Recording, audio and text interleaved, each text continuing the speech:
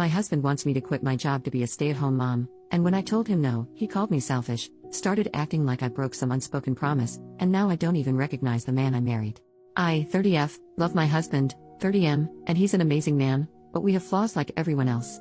We both aged out of foster care and met at a youth fulfillment program, basically a work camp that helps kids with no families learn the fundamentals for living, finances, certificates, as needed.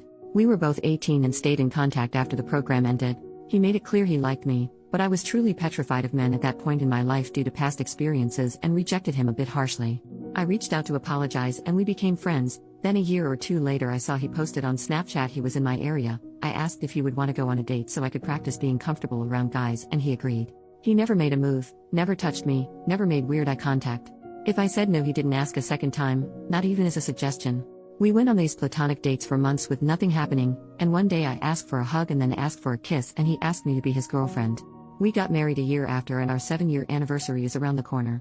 We agreed we would not even think about having kids until we were older since both of us were the product of young parents.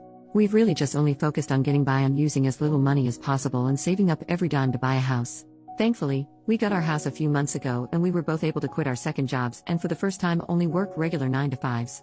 Yay! I've discovered I really like gardening and baking and I love having a real home. We have been discussing adding to our family by having a baby and I feel very ready to be a mom. Scared still, yes, but ready. But my husband brought up how sad I would be if I had to quit since I've worked so hard.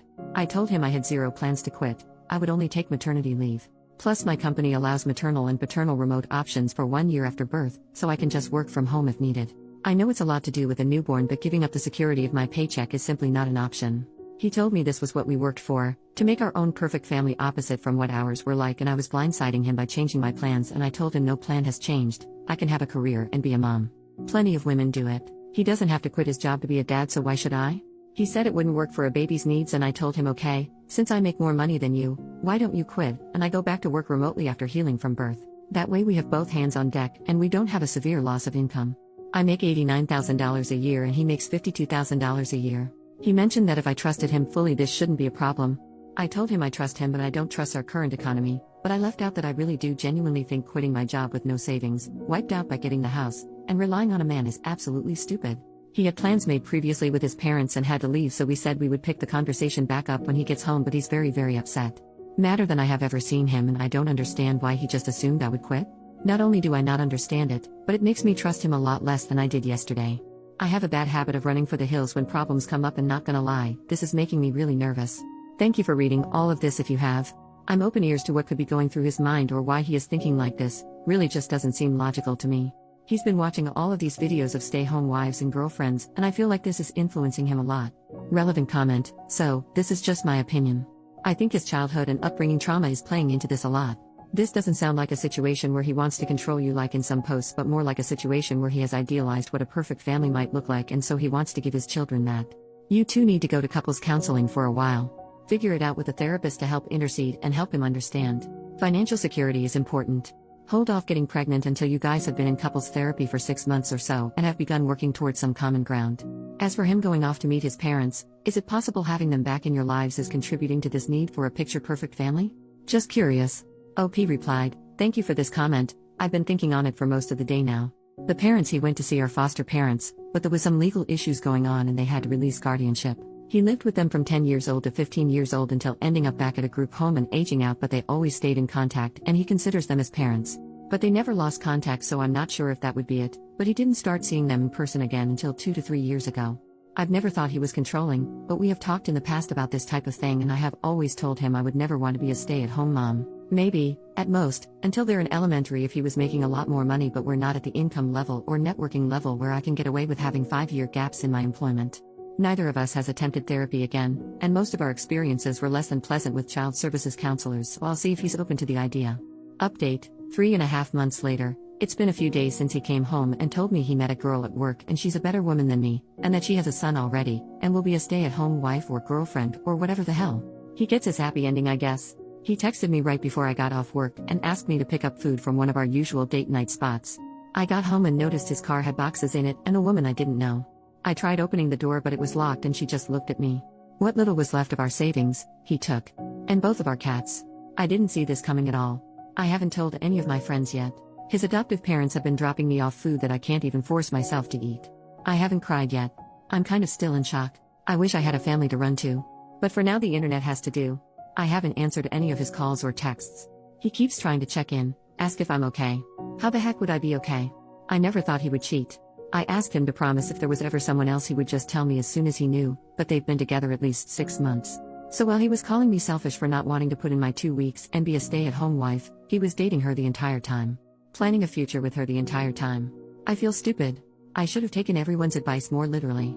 When I asked him to go to therapy, he wouldn't. His parents think he's having some type of mental break. I should have stayed afraid of him and avoided him. I should have chosen a better outcome for myself. I just feel like the same girl that no one wants to love anymore all over again. I know what he did isn't my fault. I know I could never stop him, and really, do I want a man who doesn't want me? Never. But that just doesn't stop it from hurting. New update, 10 days later. Really want to say thank you from the bottom of my heart to all of the people who reached out to me with well wishes. Especially other spouses who experienced similar. It helps so much more than you could ever know.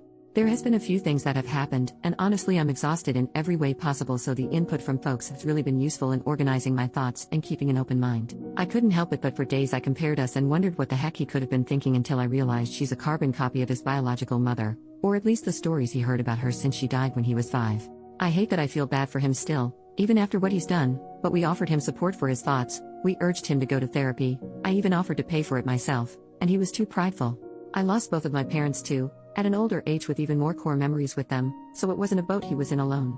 But he chose to act like it was and wallow in self-pity. He called me on our 7-year wedding anniversary, minutes after midnight, whispering apologies and saying he feels so guilty. I asked for what, and he just said, well, you know what we're going through. I told him, no, it's what you're doing. We are going through nothing. I was abandoned by my husband, exposed to God knows what while you were screwing her and coming back home to me. We were still being intimate like every single day, so I made sure he knew just how disgusting I thought he was. Then he got pissed and told me he only started cheating because I couldn't follow his lead. Sir, look where you led yourself. Our entire marriage I pushed him career-wise. Hell, the job he is right now I applied to on his behalf. Meanwhile I'm pretty sure he doesn't, or didn't even know what my full job title is. I pushed him to reach out to the adoptive parents when he started getting family obsessed, but neither of us were ready for a kid. He went on about how I broke my promise first when I decided I didn't want to be a real mom by not quitting. That I was turning his adoptive parents against him because they are refusing to meet his new girlfriend. He blamed me again and then had the nerve to say that this could all be put on pause if I can learn how to make decisions that benefit a family and not myself. I asked point blank if he was insinuating that we could get back together if I quit my job. He told me, yes, I will always love you, but you make things more difficult than needed. I hung up and blocked him on everything. Spent the rest of the night hugging wine in the bathtub and wondering what the hell kind of person I had been sharing my heart with. The next day he went public with their relationship, posting a photo to Instagram, and most of our mutual friends reached out, with my closest friends commenting not so kind things on the photo. As it turns out, he and his new girlfriend have been together for 7, almost 8 months. She is 20, her son is around 2. I reached out to her ex, the father of her son, who she had left to be with my ex-husband. She moved out in the middle of the day and took their kids, so he was just as blindsided, if not more, than I was. We met up and went for a walk, stopped by a bar. Literally cried, laughed, hugged each other, sang songs way too loudly and sobbed in public like a lunatic, but it helped so much. We also made sure to exchange evidence for any court battles.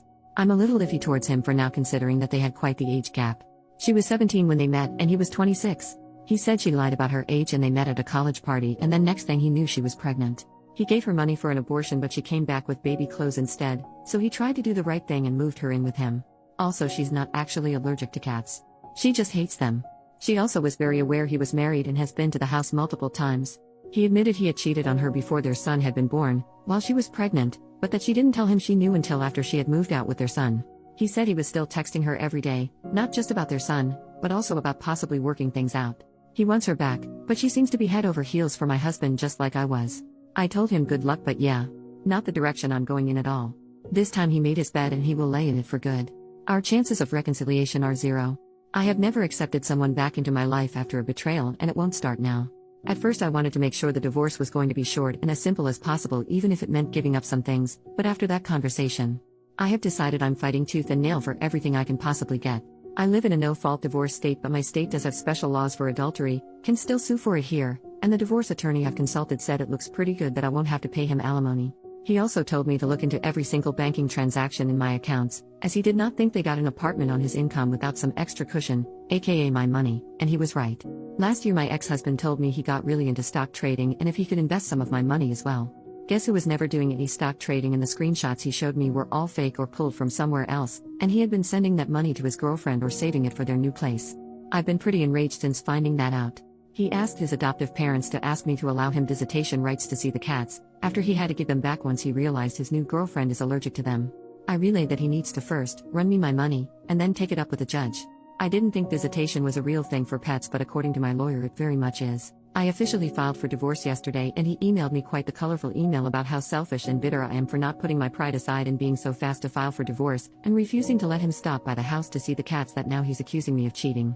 I read somewhere that you never really know someone until you're divorcing them, and I can truly confirm that is true. I felt like you guys deserved some sort of update considering how much support I was given. I can't share more details for now, but really thank you all again. Third update, 2 months later, I was stupid and got married at 23. We met in a foster youth program. Long story short, I didn't want to be a stay-at-home mom since I was the breadwinner. He found someone younger and dumber who would. I wish Reddit let you freaking change usernames, but here we are. I had to pick up another job to make sure I'd be able to afford the house on my own, but when my regional lead for my main job heard about it, they gave me a promotion that actually cut down my work time and gives me more money. I still kept the second job. It keeps my mind busy. Most of my work days were spent in collars and heels, but the side job is a overpriced membership only gym that I definitely can't afford without my employee discount lol. I've had a few guys approach since I filed the divorce paperwork, but I just wasn't feeling up to it. And even though I stopped wearing my ring the day he moved out, I still felt guilty. Like I was betraying him. He was the only man I've ever been with, so spending a decade learning everything about one person, and now having to switch gears is really damn hard. But, one of the guys I see often at the gym asked if I'd be his date to a seminar he's sponsoring. I said no at first, and he accepted the no very gracefully. I saw him a few days later, sparked up some conversation, and asked if maybe we could try a lunch date, just us, first. I was fully prepared for him to tell me nope, you're too late, but he instead canceled the plans he had already made. We met up a few hours later, and honestly my face hurt from laughing and smiling so much. He's a pretty charming man and has a lot of random knowledge about safari animals that gives me the same comfort that watching animal documentaries does. He asked me out for a dinner date the next day, and when he let me know he was in my neighborhood earlier that day, I asked if he wanted to stop by and grab a breakfast sandwich before I left for work. I have a 9-year-old cat who hates like 99% of people, but she loved him and even let him touch her belly. He dropped me off lunch at work and we met up for dinner, and ever since we've been texting almost nonstop. I've never felt this comfortable with someone so fast in my life. It's scary, but I've already told him that we're separated. I haven't told him the nitty-gritty details, just that it didn't work out and we outgrew each other. But the seminar was this past weekend and I went as his date. It was a great night. I tried champagne for the first time, had the best conversations with some of his associates, and did a little professional networking too. The tomboy teenage girl I used to be would never believe this lol, but more than anything I'm grateful for the support of my friends, who got me through the tough nights so I could make it to the good ones. Only up from here, I guess?